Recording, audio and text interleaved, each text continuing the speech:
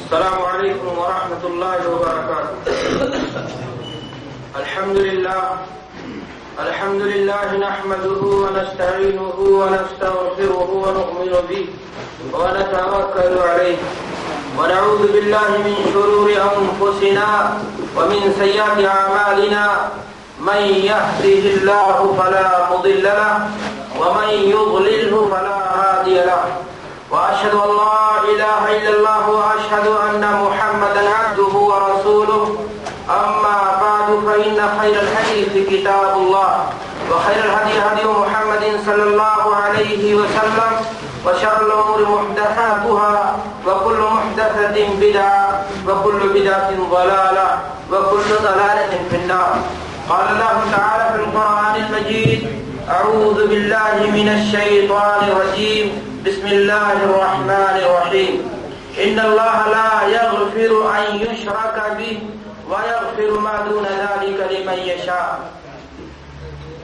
حضرات گرامی، قابل قدر علماء کرام، جماعت و ملت کے غیور بزرگوں، نوجوان دوستوں اور ساتھیوں، آج بتاریخ 19 ربیع الاول 1426 ہجری مطابق 28 اپریل سن 2005 بروز جمعرات بعد صلاۃ عشاء اسلامک دعوت سینٹر طیبہ کا یہ 5واں سالانہ اجلاس منعقد ہو رہا ہے، جس میں کچھ عرض کرنے کے لیے ہمیں دعوت دی گئی ہے.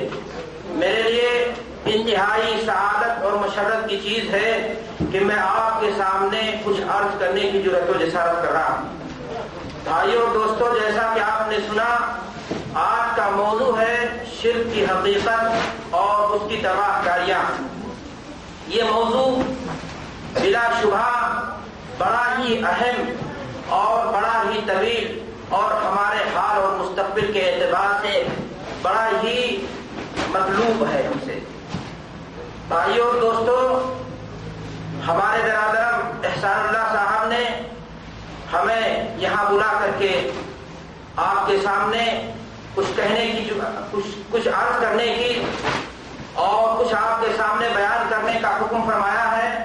میں برادرم کی حکم کی تعمیل میں آپ کے سامنے کھڑا ہوں. اللہ سے دعا ہے کہ الہ العالمین ہمیں ہر بات کہنے کی، سمجھنے کی، سننے کی اور اس پر عمل کرنے کی توفیق عطا فرمائے. دینی بھائیوں، اسلام دراصل کچھ عقائد اور کچھ اعمال کے مجموعے کا نام ہے.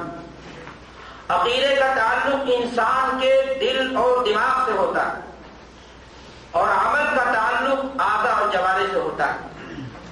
عقیدے کی حیثیت اسلام میں بنیاد اور جڑ کی ہوتی ہے، جبکہ اعمال کی حیثیت عمارت کی ہوتی ہے. اگر ایک درخت کی جڑ کمزور ہو جائے، مالی اس میں لاکھ پانی ڈالے، لاکھ سچائی کرے، لاکھ کوشش کرے، اس کے اندر وہ کوالٹی نہیں آ سکتی جو مطلوب اور مقصود ہے. اس کی ڈالیاں اس طرح سے ہری اور تناور نہیں ہو سکتی جو آپ چاہتے ہیں. یہی حال میرے بھائیوں ایک مسلمان کا ہے.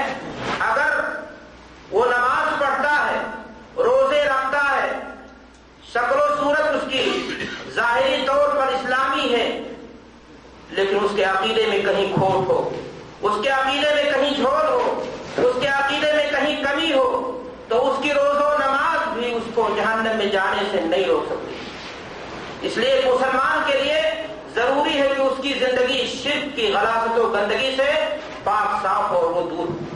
اس لیے کہ اللہ تبارک و تعالیٰ کو جس گناہ سے سب سے زیادہ نفرت ہے وہ شرک کا گناہ اور عمل ہے.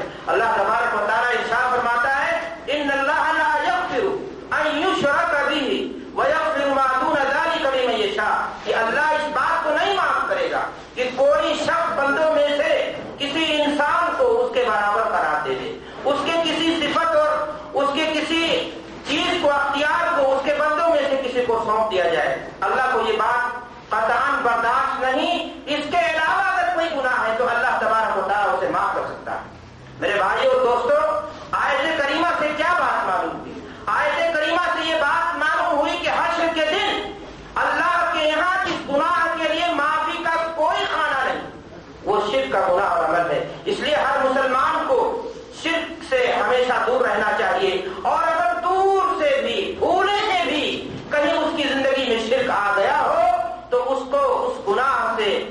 کرنے سے پہلے بلکہ فوراً توبہ کر لینا چاہیے. آپ جانتے ہیں چلتے رہنے کا نام زندگی ہے. کس دن اسٹاپ پر بریکر آ جائے, زندگی تھم جائے, انسان نہیں جانتا.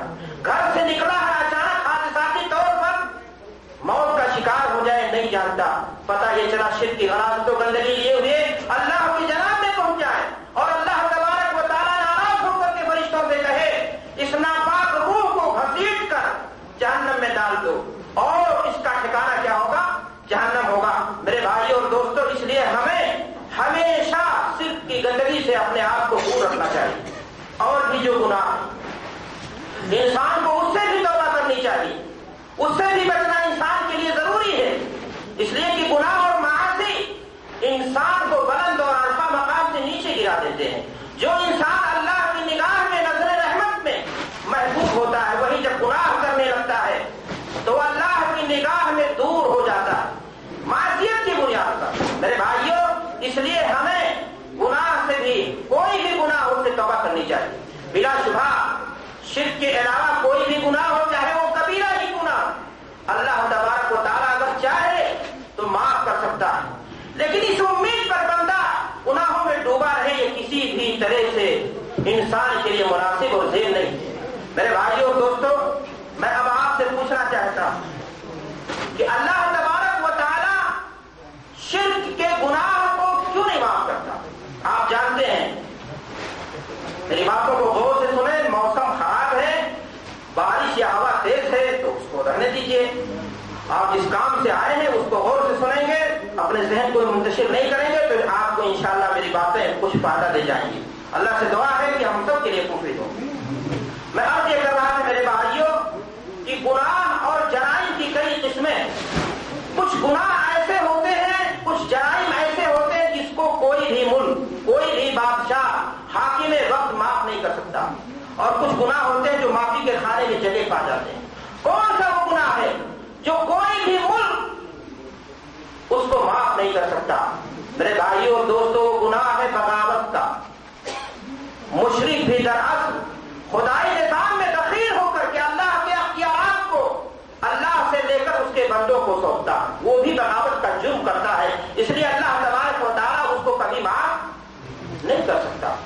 سوال یہ میرے بھائی, شرک ہے کیا چیز؟ کیا انسانوں میں سے کسی کو اللہ کے برابر درجہ دے کر کے ان کو پوجنا یا پتھر کی مورتوں کو پوجنا ہی شرک ہے, یا شرک کے اور بھی قسمیں اور رویتے ہیں؟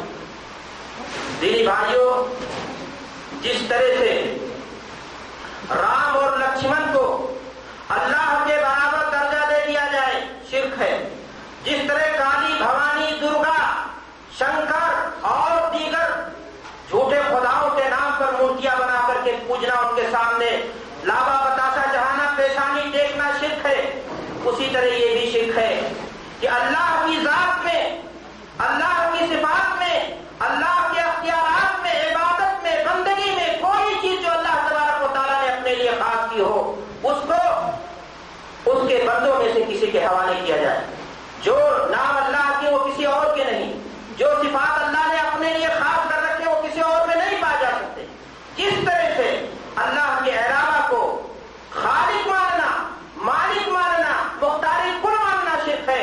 میرے بھائیوں اور دوستوں, اسی طرح یہ بھی شرک ہے کہ ایک انسان مشکل کی گھڑی میں, مشکلات میں جب اس کا آدم, اس کے آدم کو اپنا بسیرا کر لیا ہو, تو پریشانی کی گھڑی میں وہ اللہ کی چوکھٹ کو چھوڑ کر کے غیر اللہ کی آستانے پر چلا جائے اور ان سے مدد کی بھیک مانگے.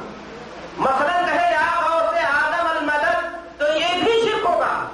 اس لیے کہ ایسا کہنے والا عام طور سے عقیدہ یہی رکھتا ہے کہ جس کو وہ پکار رہا ہے وہ اس کی پکار کو سن سکتے ہیں, وہ اس کی مشکل کو دور کر سکتے ہیں. غوث آدم ہے کس کا لقب؟ شاہ عبد القادر جیلانی رحمۃ اللہ علیہ کا کیا معنی ہوتا ہے؟ سب سے بڑا مدد کرنے والا. مدد کی صفت میرے بھائیوں کس کی ہے؟ یہ صفت اللہ کو دے دیتی ہے. اللہ تبارک و تعالیٰ قرآن مجید کے اندر ارشاد فرماتا ہے, اب میں یجیب المضطر اذا دعا ویکشف السوء ویجعلکم خلفاء الارض االہ مع اللہ قلیلا ما تذکرون. کون ہے وہ ذات جو مشکل اور پریشانی کی گھڑی میں بندے کی پکار کو سن کر کے اس کی مشکل مشکل کو دور کر سکے؟ کیا اللہ کے علاوہ اور بھی لوگ ہیں؟ میرے بھائیوں اور دوستوں، بلا شبہ یہ چیز اللہ کے اختیار کی چیز ہے۔ معلوم یہ ہوا کہ مشکل کے وقت اللہ کام آتا ہے، مشکل کے وقت کی گئی پکار کو اللہ سنتا ہے، اور اپنے بندے کی پکار کو سن کر کے اللہ تبارک و تعالیٰ اس کی مشکل کو دور کر دیتا ہے۔ اس لیے دستے سوال کس کے سامنے دراز کرنا چاہیے؟ اللہ تبارک و تعالیٰ سے۔ افسوس کی بات ہے آج ایک بڑی تعداد ہے جو مشکل کی گھڑی میں نامعلوم کن کن استھانوں کا چکر لگاتی ہے، یا بدوی یا جیلانی یا غوث یا خواجہ، نام معلوم کن کن ناموں کا سہارا لیتی ہے اور وہاں جا کر کے مدد کی بھیک مانگتی ہے۔ سچے انسان